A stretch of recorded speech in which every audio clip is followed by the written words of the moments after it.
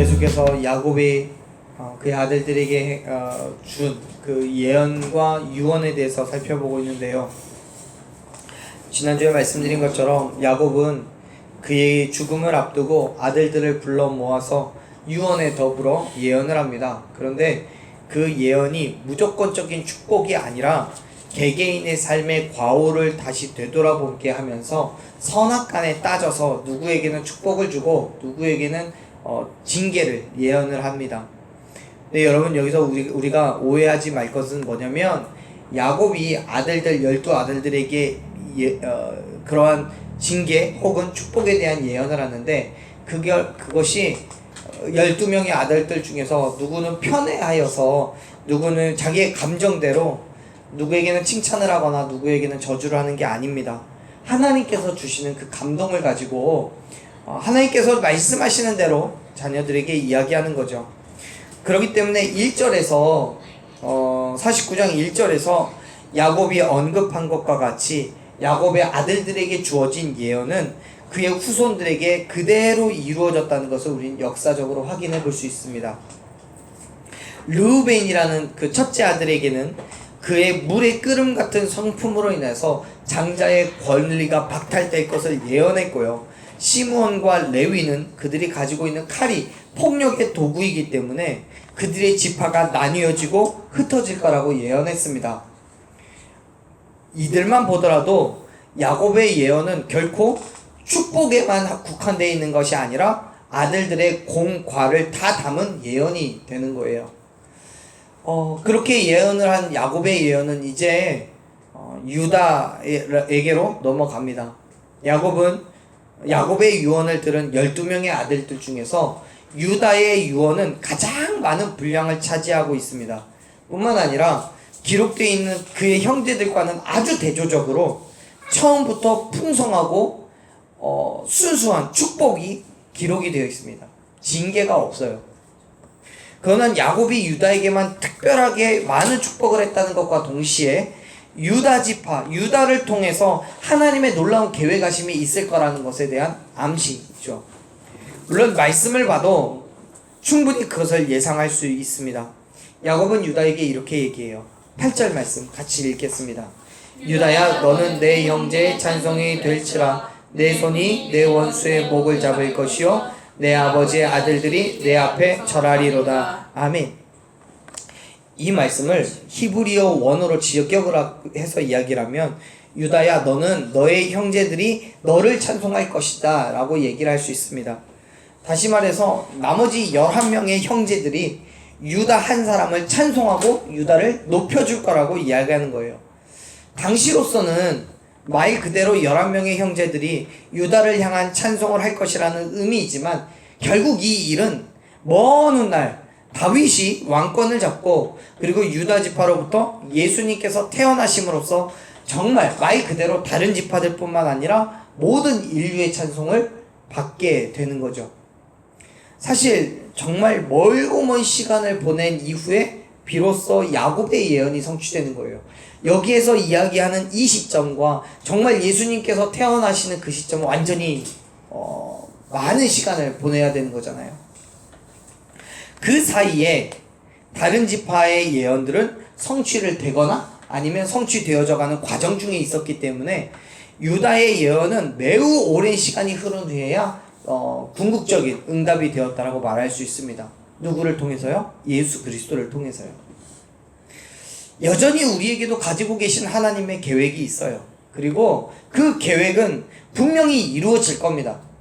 그러나 때로는 더딜 수도 있고요. 마치 이루어지지 않는 것처럼 보일 수도 있습니다. 언제 응답하실지는 전혀 말씀하시지도 않았고요. 어떻게 행하실지도 몰라요. 그러나 분명한 것은 여러분, 하나님께서 말씀하신 그대로 저와 여러분 가운데 역사하실 것을 여러분 믿으시길 바랍니다. 시간이 걸리더라도, 환경이 여의치 않더라도 우리는 할 수 없지만 하나님의 계획은 바라고 원하시는 그대로 반드시 이루어질 줄로 믿으시길 바랍니다. 야곱은 유다가 형제들의 찬송을 받는 그 이유에 대해서 설명을 해요. 뭐라고 설명하냐면 8절의 중간쯤을 보면 그렇게 얘기하죠. 내 손이 내 원수의 목을 잡을 거라고요. 유다의 손이 유다의 원수의 복을 잡을 거라고요. 원수의 복을 잡는다는 것은 유다가 적들에게 승리했다는 것을 말합니다. 다시 말해서 유다는 그들의 원수인 많은 사람들과 또 이방 민족들을 굴복시키고 승리할 거라는 예언인 거예요. 그래서 그 승리 때문에 많은 다른 형제들로부터 찬송을 받게 되는 거예요. 그리고 오랜 시간이 흐른 후에 결국 하나님께서는 예수 그리스도를 통하여서 우리의 진정한 원수가 되는 사탄 마귀의 목을 잡고 하나님 앞에 굴복시킬 줄로 믿으시길 바랍니다. 그렇습니다, 여러분. 야곱은요, 유다 지파를 통해서 이 땅의 모든 민족과 모든 세대의 원수가 굴복당하고 마침내 구원을 얻게 됨으로써 예수 그리스도 앞에 우리가 엎드려 주님을 찬송하게 될 것을 이야기하고 있는 거예요. 이스라엘의 모든 지파가 유다에게 절하는 것처럼 이 땅의 모든 세대의 모든 인류가 예수 그리스도 앞에 엎드려서 예수님을 경배를 하게 될 그날이 있다는 거예요. 저와 여러분 또한 예수 그리스도께 온전한 찬송을 돌리기를 소망합니다. 아멘. 우리를 죄에서부터 구원하여 주심을 찬송하는 거고, 우리를 사탄 마귀의 권세로부터 건져내어서 우리에게 힘들고 우리에게 어려움을 주는 그 마귀를 무너뜨리고 승리케 하심을 찬송하게 될 줄로 믿습니다. 아멘. 우리의 모든 삶을 통하여서 오직 예수 그리스도만 찬양 받으시기에 합당하신 분이신 거죠. 물론 우리의 눈으로 세상이 보이기 때문에, 우리가 경험하는 것도 세상의 것들이기 때문에 우리는 정말 인간적인 생각과 인간적인 욕심으로 세상을 경배하고 세상을 찬양할 수 있습니다. 그러나 여러분, 그건 오래되지 않아요. 오래가지 않아요. 우리가 우리의 입술로 찬양해야 될 건 오직 예수 그리스도 한 분밖에 없음을 여러분 고백하시기를 바랍니다. 여러분, 야곱은요, 유다를요, 사자 새끼라고 불러요. 한번 볼까요? 9절 말씀 한번 읽어볼게요. 9절. 유다는 사자 새끼로다. 내 아들이 너는 움킨 것을 찢고 올라갔도다. 그가 엎드리고 웅크림이 숫사자 같고 암사자 같으니 누가 그를 범할 수 있으랴. 아멘. 여러분, 성경에서는 많은 부분에서 상대방을 제압하는 그 힘에 대해서 이야기할 때 사자를 이야기합니다. 사자를 언급해요. 그럴 때 이 예언은요, 유다 지파 중에서의 그 다윗 왕이 이룩한 예루살렘 주변의 이방 민족들에 대한 정복 사역에 대한 예언이 되는 거예요. 다시 말해서 다윗이 많은 이방 민족들, 주변에 있는 많은 이방 민족들을 정복하고 굴복시켜서 그들을 찢고 그들을 죽이는 것, 그러한 상황들에 대해서 예언을 하는 거죠. 당시로부터 지금 이 창세기 49장 8절에 9절이 쓰여진 그때로부터 매우 오래된 일이지만, 더 나아가서 유다 자손 중에서 메시아가 나타나서 원수들을 멸망시킬 것에 대한 예언이기도 합니다. 그렇습니다. 지금 유다가 사자 새끼일 수 있습니다. 지금은요. 그러나 시간이 지나서 그 새끼가 자라면 결국 그 사자는 원수를 제압할 수 있는 힘이 있음을 믿으시길 바랍니다. 원수를 제압하고 찢어서 우리 무릎 앞에, 우리 앞에 굴복시키고 무릎 꿇고 굴복시키게 될 날이 곧 온다는 거예요. 그렇기 때문에 누구도 이 유다를 함부로 할 수가 없는 거죠. 9절 마지막에 있는 것처럼 누가 그를 범할 수 있을 거냐고 묻잖아요. 함부로 하지 못하는 거예요. 사랑하는 여러분, 저와 여러분이 세상의 시선으로 볼 땐 정말 한없이 부족하고 연약한 새끼처럼 보일지도 모릅니다. 그러나 우리 안에 예수 그리스도가 계심으로 말미암아 사자의 능력을 소유한 줄로 믿습니다. 아멘. 세상의 악함과 싸워서 이기고 남음이 있음을 믿으시길 바랍니다. 아멘. 지금 야곱은요, 유다를 통해서 모든 그리스도인들이 궁극적으로 소망해야 되고 바라야 되는 그 일을 이야기하고 있는 거예요. 지금은 사자 새끼처럼 보일지는 모르겠지만 예수 그리스도와 동행하며 예수 그리스도 안에 우리가 머물 때에 예수님이 우리에게 힘과 능력을 부어주시는 믿으시길 바랍니다. 근데 더 나아가 우리는 그 안에서 더 이상 새끼처럼 살아가는 거 아니에요. 새끼처럼 살 필요도 없고요. 세상과 맞서 싸우며 담대하게 그들 가운데에 예수 그리스도의 복음을 선포하고 그들 정말 예수 그리스도의 십자가의 앞에 굴복시키는 그런 저와 여러분 되기를 간절히 축원합니다. 아멘. 사단 마귀는요, 결코, 세상은요, 결코, 어둠은 결코 하나님의 자녀된 저와 여러분은 이길 수 없음을 믿으시길 바랍니다. 아멘. 그 믿음으로 세상 가운데 우뚝 서서 하나님의 바람을 선포하고 어둠 가운데 빛으로 살아가는 저와 여러분들에게 간절히 축원합니다. 그게 그리스도인인 거예요. 지금 야곱은 유다에게 하는 이야기지만 그 유다가 궁극적으로는 저와 여러분의 삶이 되는 거죠. 왜요? 예수 그리스도를 믿음으로 말미암아 그의 자녀가 되었기 때문에요. 유다를 향한 야곱의 예언은요 아직 끝나지 않아요. 앞서서 말씀드렸듯이 야곱은 그 누구보다도 유다에게 대한 예언에 많은 분량을 사용합니다. 그리고 그 예언은 축복으로 가득 차 있어요. 10절에서 야곱은 유다에게 권위와 통치권이 있을 거라고 말합니다. 10절 한번 읽어볼까요? 읽습니다. 규가 유다를 떠나지 아니하며 통치자의 지팡이가 그 발 사이에서 떠나지 아니하기를 실로가 오시기까지 이르리니 그에게 모든 백성이 복종하리로다. 아멘. 10절에서도요 야곱은 여전히 유다의 지파에서 나올 메시아 즉 예수 그리스도에 대한 예언을 합니다. 규라는 거는요 또 다른 말로 홀이라고도 하는데 이건 왕권을 상징하는 증표입니다. 이 규를 가지고 있는 사람이 곧 왕인 거고 그에게 막대한 권한이 있다는 것을 나타내는 것이 이 권위의 상징이 되는 것이 이 규인 거죠. 그런데 그 규가 누구에게 있냐면 통치자 즉 예수 그리스도에게 있다는 거예요. 그에게서 떠나지 않는다는 거예요. 모든 백성이 그 규를 들고 있는 예수 그리스도 앞에 굴복하게 될 거라는 거죠. 물론 이 예언은 다윗이 예루살렘 성을 쌓고 주변의 모든 이방 민족들을 쳐서 굴복시킴으로써 1차적으로는 성취가 되었습니다. 그런데 그 많은 민족들이 다윗의 왕권과 다윗의 위엄 앞에 엎드리게 되는 거죠. 그런데 이건 궁극적으로 다가올 미래에 예수 그리스도를 통해서 성취될 것을 믿으시길 바랍니다. 예수 그리스도께서 이 땅에 다시 오실 그때에 모든 민족들이 그의 권세와 그의 위엄 앞에 무릎을 꿇고 굴복하여서 예수 그리스도의 통치를 받게 됨을 여러분 믿으시길 바랍니다. 야곱은요 지금 예수 그리스도가 나아가서 얘기하는 거예요. 물론 이 시점에서 야곱이 예수님에 대해서 인식을 하고 있냐 없냐를 얘기하면 모르겠습니다. 성경은 얘기하고 있지 않으니까요. 그러나 정말 하나님께서 주신 말씀으로 하나님께서 주신 감동으로 유다에게 이야기하고 있기 때문에 유다를 통해서 이 모든 일들이 일어날 것이라는 것을 분명히 예측하고 있는 거죠. 그리고 정말 예언한 그대로 예수님께서는요 유다 지파를 통해서 태어나십니다. 이 땅에 오시고 그 땅의 모든 어둠의 세력들을 굴복시키시고 마침내 다시 이 땅에 오셔서 저와 여러분을 부르시고 우리를 어둠 가운데서 구원시켜 주실 줄로 믿으시길 바랍니다. 아멘. 우리 그 믿음이 있어야 돼요. 유다 지파를 통해서 이스라엘 백성들 더 나아가서 전 인류 전 세대의 그리스도인들에게 주어진 은혜와 축복에 대해서 이야기해요. 한번 볼까요? 말씀이 이렇게 이야기합니다. 11절 말씀 읽을게요. 그의 나귀를 포도나무에 매며 그의 암나귀 새끼를 아름다운 포도나무에 맬 것이며 또 그 옷을 포도주에 빨며 그의 복장을 포도주에 빨리로다. 12절도 읽을게요. 그의 눈은 포도주로 인하여 붉겠고 그의 이는 우유로 말미암아 희리로다. 아멘. 야곱은 포도나무에 나귀를 메어둘 거라고 말합니다. 네, 여러분 사실 야곱 당시에 포도나무는요 매우 귀한 나무예요. 왜냐하면 지금과 같이 과수원이 있는 것도 아니고요 사람이 인위적으로 심어서 기를 수 있는 그런 기술이 있는 것도 아니에요. 자연적으로 자란 포도나무를 옮겨다 심든지 아니면 있는 그곳에서 잘 가꾸어서 내 것으로 만들어서 열매를 수용하든지 하는 것이 보통입니다.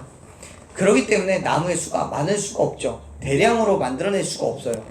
그런데 그런 포도나무에다가 나귀를 메어놓는데요. 보통의 경우에 나귀는 흔한 나무, 어디서나 쉽게 볼 수 있는 나무 혹은 죽은 나무에 메어두기에 마련입니다. 왜냐하면 메어둔 나귀로 인해서 나무가 상할 수가 있기 때문에 그래요. 그렇다고 한다면 야곱의 예언은 지금 11절에서 이야기하고 있는 야곱의 예언은 뭐겠습니까? 훗날 비옥한 가나안 땅에 포도나무가 너무 흔하게 될 정도로 풍족하게 될 거라는 거죠. 포도나무가 흔하게 된다는 건 무슨 얘기입니까? 열매가 많다는 얘기죠. 그 열매로 인하여서 유다가 먹고 마시고 양육받을 수 있는 충분한 조건이 된다는 거예요. 너무나 흔해서 나귀를 그의 나무에 메어두어도 아무도 이상하게 여기지 않을 만큼 됐다는 거예요. 사랑하는 여러분, 야곱은 유다의 통치 안에 있을 때에 그 땅에 포도나무가 풍성하여지듯이 많은 축복을 받게 될 거라고 이야기합니다.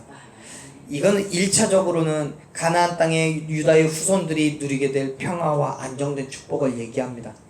그리고 궁극적으로는 사랑하는 여러분, 유다 지파에서 등장하게 될 메시아를 통하여 누리게 될 그리스도인들의 평화로운 그리고 풍요로운 그런 삶을 이야기하는 거예요.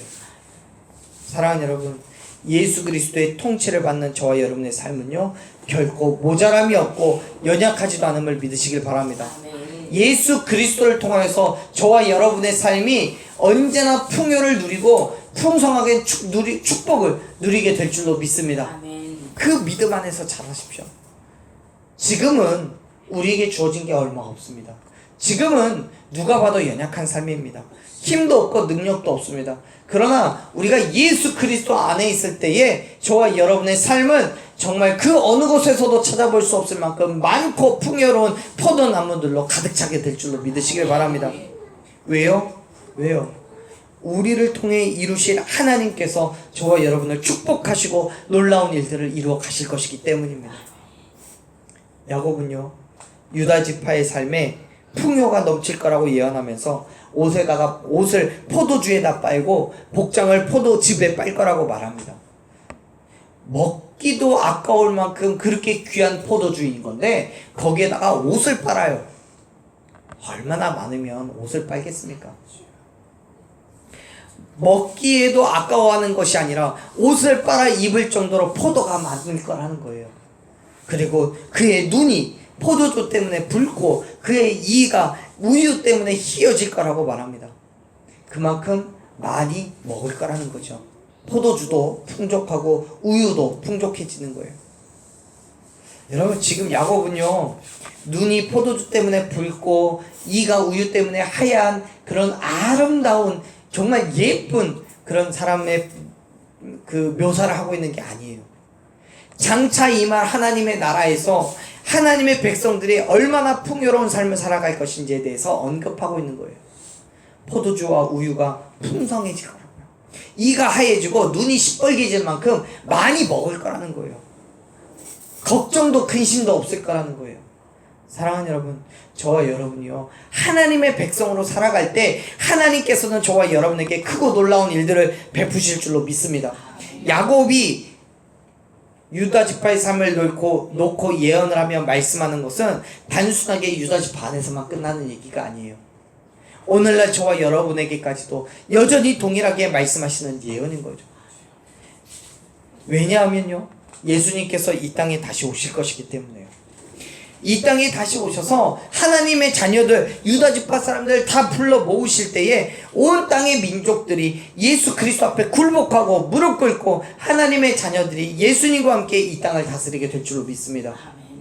우리는 그때에 누리게 될 풍요로움을 기대하고 소망해야 되는 거죠. 우리는 그때 누리게 될 평화와 안식을 소망하며 누려야 되는 거죠. 물론 예수님께서 언제 오실지는 아무도 몰라요. 오늘 오실지 내일 오실지 모르겠습니다. 그러나 그날과 그때는 오직 하나님만 알고 계시기 때문에 우리는 알지 못하지만, 그러나 성경은 예수님께서 반드시 오신다고 말씀하셨습니다. 올라가신 그대로 다시 이 땅에 오실 거라고 약속하셨습니다. 그렇기 때문에 여러분, 기다리셔야 돼요. 세상이 뭐라고 하더라도요, 우리의 환경과 처지가 어떻더라도요, 예수 그리스도께서 오실 그때를 인내하며 기다리십시오. 그때에 저와 여러분은 예수 그리스도와 함께 이 땅에서 완전한 평화, 완전한 안식, 완전한 평안을 누리게 될 줄로 믿습니다. 장엄한 유다의 예언이 끝난 이후에 야곱은 스불론이라는 아들에게로 그 예언의 초점이 옮겨갑니다. 13절 말씀 한번 읽어볼게요. 13절, 스불론은 해변에 거주하리니 그곳은 배 매는 해변이라 그의 경계가 시돈까지 이르다. 아멘. 야곱은요 스불론을 향해서 해변에 거주하게 될 거라고 이야기합니다. 게다가 그곳이 배를 매는 해변, 즉 항구가 될 거라고 친절하게 설명을 해줍니다. 그런데 여러분, 사실 이후에 스불론 지파에게 여호수아서에 가서 실제로 가나안 땅에 들어갔을 때 스불론 지파에게 배정된 가나안 땅을 보면 이러한 야곱의 예언이 무색할 만큼 엉뚱한 곳입니다. 여호수아서 19장 10절부터의 말씀을 보면 스불론 지파는 해변의 자리를 잡는 게 아니라 내륙 지방의 자리를 잡아요. 그래서 내륙 지방에 있기 때문에 바다를 갈 수가 없는 거죠. 그런데요, 신명기 33장 19절을 보면 이 스불론과 그 다음에 나오는 이사갈 지파가 무역을 통해서 많은 이익을 얻게 된다라고 언급합니다. 당시의 무역은요, 두 가지가 있죠. 내륙으로 통해서 낙타나 나귀나 이런 걸 타고 다니고 무역을 하게 되는 내륙으로 다니는 그런 무역 통로가 있고요. 또 하나는 배를 타고 다니면서 이웃 나라들과 무역을 하는 그런 해상 무역이 있습니다. 근데 이 스불론은요, 비록 내륙 지방에 정착을 하게 되지만 해상 무역을 하면서 그의 활동 영역을 넓혀가는 거예요. 근데 그 영역이 어디까지 넓어지냐면 시돈 지방에까지 이르게 되는 거죠. 여러분, 이 시돈이라는 나라는 어디냐면 당시에 페니키아라는 나라를 말하는 건데요. 이 페니키아는 항구 도시입니다. 항구 도시. 그래서 이 항구를 통해서 무역을 하는 나라였습니다. 스불론은 바로 이 지역까지 활동 영역을 넓힘으로써 물질적인 풍요를 얻게 될 거라고는 예언이 되는 거예요. 그렇게 스불론은요, 야곱으로부터 물질과 환경이 창성케 되는 그런 축복을 받았습니다. 사랑하는 여러분, 우리의 삶에서 하나님께서는요, 끊임없이 축복과 은혜를 주신 줄 믿으시기 바랍니다. 말도 되지 않죠. 내륙 지방에 있는 나라가 어떻게 해상 무역을 통해서 부를 축적할 수 있느냐. 상상되지 않는 그 일인데요. 그 일을 누가 해요? 하나님께서 하시는 거예요. 하나님께서 스불론 지파에게 은혜를 주셔서 그들이 정말 그 항구 도시까지 나아가서 그곳을 통해서 무역을 행함으로 삶의 풍요를 얻게 되는 거죠. 사랑하는 여러분, 우리의 삶 가운데서도요, 하나님께서는 끊임없는 축복과 은혜를 주시는 줄로 믿으시길 바랍니다.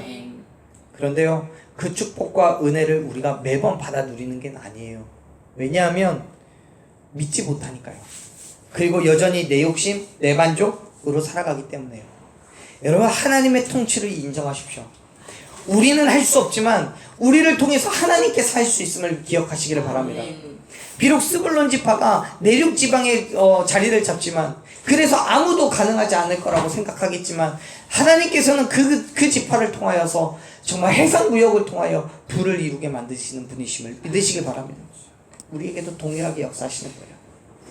아무것도 할 수 없는 내륙 지방에 있었어도요, 해상 무역을 통해서 많은 물질을 얻었던 스불론 같이요, 우리가 볼 때는, 인간의 눈으로 볼 때는 절대로 되지 않는 환경 가운데서도 하나님께서는 되게 해주실 줄로 믿습니다. 그럴 때 우리는요, 하면 되는 거예요. 믿음으로 나아가면 되는 거예요. 하나님께서 하실 것을 믿으면 되는 거예요. 하나님께 맡겨놓으십시오. 하나님의 주권을 인정하십시오. 그리고 내 삶을 내 생각 말고, 내 뜻 말고 하나님의 생각에 맞추십시오. 하나님의 뜻대로 살아가십시오.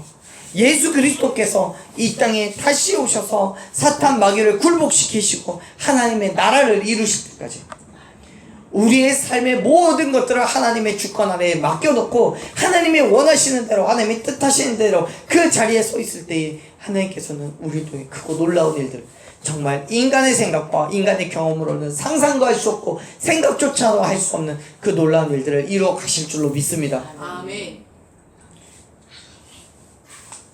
사랑하는 여러분, 우리의 삶에 예수 그리스도가 나와 동행하시고 나를 붙잡으시고 내 삶을 인도하고 가심을 믿으시길 바랍니다.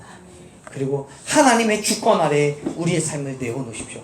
내 주권 아래에 하나님을, 예수님을 놔두는 게 아니라 예수님의 주권 아래에 내 삶을 내어놓으십시오. 그리고 주님이 이끄시는 대로, 하나님께서 움직이시는 대로 우리의 삶이 움직여져 갈 때에 나는 할 수 없었던 그 일이, 그 놀라운 일들이 이루어져 있음을 보게 될 줄로 믿습니다. 아멘. 사랑하는 여러분, 예수 그리스도의 살아서 역사하고 계심을 믿으시길 바랍니다. 오늘 또 우리를 통해서 역사하셨던 그 하나님께서는, 그 예수 그리스도께서는 내일 또 모레도 우리가 살아가는 매일매일 가운데 여전히 동일한 모습으로 살아서 역사하실 줄로 믿습니다. 아멘. 그 믿음으로요, 우리에게 허락한 믿음의 삶을 담대하게 살아나가십시오. 비록 사단마귀 권세가 우리를 흔들고 유혹하고 시험에 들게 하겠지만요, 믿음으로 우리에게 맡겨진 그 일을 잘 감당하고 있을 때에 지금은 정말 사자새끼처럼 연약하고 지금은 어렵고 지금은 안 되는 것처럼 보이겠지만 결국 머지않아 하나님의 일을 경험하게 될 줄로 믿습니다. 아멘. 저와 여러분 삶 가운데 하나님의 놀라운 은혜와 축복이 가득 넘칠 줄로 믿습니다. 아멘. 끝까지 참으십시오. 견뎌내십시오.